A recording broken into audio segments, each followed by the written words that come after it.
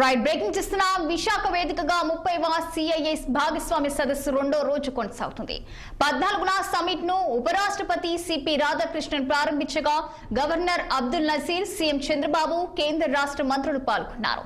అలాగే సదస్సుకు సిఐఏ అధ్యక్షుడు రాజీవ్, సిఐఏ డైరెక్టర్ చంద్రజిత్ బెనర్జీతో పాటు దేశ విదేశాలకు చెందిన పారిశ్రామికవేత్తలు హాజరయ్యారు.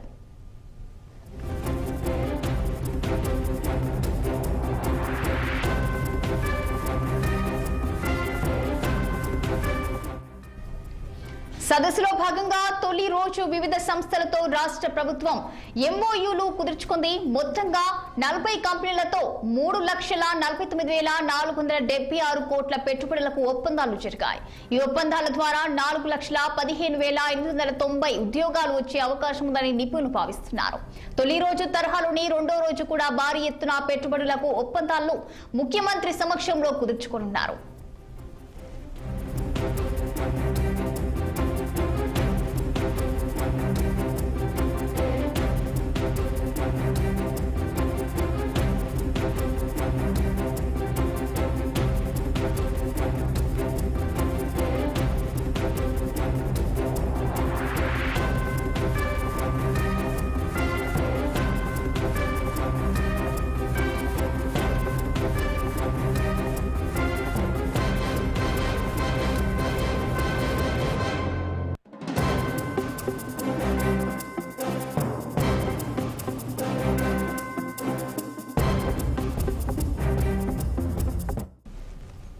విశాఖ వేదికగా 30వ సిఐఏ భాగస్వామ్య సదస్సు రెండో రోజు కొనసాగుతుంది. 14న సమిట్ ను ఉపరాష్ట్రపతి సిపి రాధాకృష్ణన్ ప్రారంభించగా గవర్నర్ అబ్దుల్ నజీర్, సీఎం చంద్రబాబు, కేంద్ర రాష్ట్ర మంత్రులు పాల్గొన్నారు.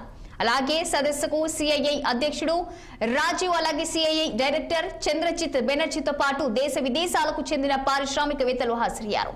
సదస్సులో భాగంగా తొలి రోజు వివిధ సంస్థలతో రాష్ట్ర ప్రభుత్వం ఎంఓయూలు కుదుర్చుకుంది. మొత్తంగా 40 కంపెనీలతో 3,49,476 కోట్ల పెట్టుబడులకు ఒప్పందాలు జరిగాయి. ఈ ఒప్పందాల ద్వారా 4,15,890 ఉద్యోగాలు వచ్చే అవకాశం ఉందని నిపుణులు భావిస్తున్నారు. ఇక తొలి రోజు తరహాలోని రెండో రోజు కూడా భారీ ఎత్తున పెట్టుబడులకు ఒప్పందాలను ముఖ్యమంత్రి సమక్షంలో కుదుర్చుకోనున్నారు. ఇక దీనికి సంబంధించి మరింత సమాచారం మా ఉత్తరాంధ్ర ప్రతినిధి కన్నబాబు ఫోన్ లైన్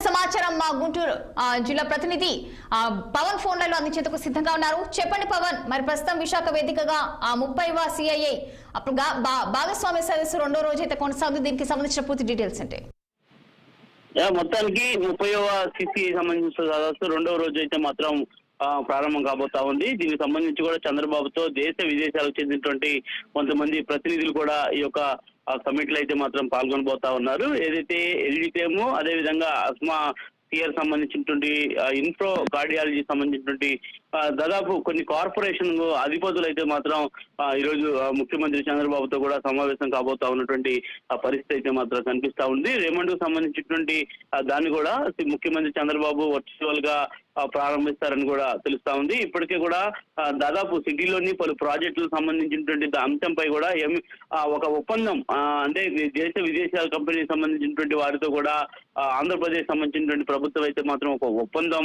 కుదిరించుకున్నట్టుగా కూడా ఎంఓయూ అయితే మాత్రం ద్వారా కూడా ఇప్పటికే ముందుకెళ్తున్నటువంటి పరిస్థితి అయితే మాత్రం కనిపిస్తా ఉంది.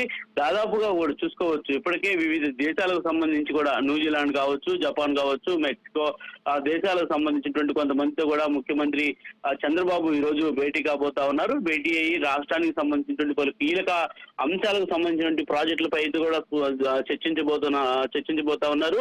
ముఖ్యంగా చూసుకున్నట్టయితే గ్రీన్ హైడ్రోజన్ సంబంధించినటువంటి వ్యాలీ కానీ, సైనబుల్ సంబంధించినటువంటి సిటీస్ కానీ, ఏపీ టూరిజం సంబంధించినటువంటి విజన్ సెక్షన్స్ లో సంబంధించినటువంటి కీలక అంశాల్లో కూడా ముఖ్యమంత్రి చంద్రబాబు ఈ రోజు పాల్గొని ఆయా సంబంధించినటువంటి దేశాల ప్రతినిధులతో కూడా సుదీర్ఘంగా అయితే మాత్రం చర్చించబోతున్నట్టుగా కూడా తెలుస్తా ఉంది. ఇప్పటికే కూడా దాదాపు ముఖ్యమంత్రి చంద్రబాబు సంబంధించిన సమక్షంలో కూడా పెద్ద ఎత్తున అయితే మాత్రం దాదాపు కొన్ని వేల కంపెనీలు సంబంధించినటువంటి దానితో కూడా ఈ రోజు ఒక ఒప్పందం అయితే మాత్రం కుదిరించుకోబోతా ఉన్నారు. ఒప్పందం కుదిరించుకోవడమే కాకుండా రాబోయే రోజుల్లో వాటిని ఇంప్లిమెంట్ చేయడానికి కూడా పూర్తి స్థాయిలో అయితే మాత్రం ఒక సంసిద్ధమవుతున్నట్టుగా కూడా మనకి సమాచారం అయితే మాత్రం తెలుస్తా ఉంది. దాదాపు ఇప్పటికే రెండో రోజు సంబంధించినటువంటి దానిపై కూడా పూర్తి స్థాయి షెడ్యూల్ కూడా ఇప్పటికే అయితే మాత్రం విడుదల చేసినటువంటి పరిస్థితి కూడా కనిపించింది. ఈ యొక్క షెడ్యూల్ కు సంబంధించి అంటే దాదాపు 2 రోజుల పాటు ఈ యొక్క కార్యక్రమం జరుగుతున్న అత్యంత ప్రతిష్టాత్మకంగా కూడా ఆంధ్రప్రదేశ్ ప్రభుత్వం తీసుకొని మరి చేస్తున్నటువంటి నేపథ్యంలో కూడా మరి ఈ రోజు రెండవ రోజు అయితే మాత్రం ఈ యొక్క కార్యక్రమం సంబంధించినటువంటి దానిపై కూడా ముఖ్యమంత్రి చంద్రబాబుతో పాటు నారా లోకేష్ అదేవిధంగా కేంద్ర మంత్రులు సైతం కూడా ఆంధ్రప్రదేశ్ సంబంధించినటువంటి కీలక ఘట్టానికి లక్షల రూపాయల పెట్టుబడుల లక్ష్యంగా కూడా విశాఖలో అయితే మాత్రం అట్టహాసంగా ఈ యొక్క సిసిఏ సమ్మిట్ అయితే మాత్రం ఇప్పటికీ కూడా చేస్తున్నటువంటి పరిస్థితి అయితే మాత్రం కనిపిస్తా ఉంది.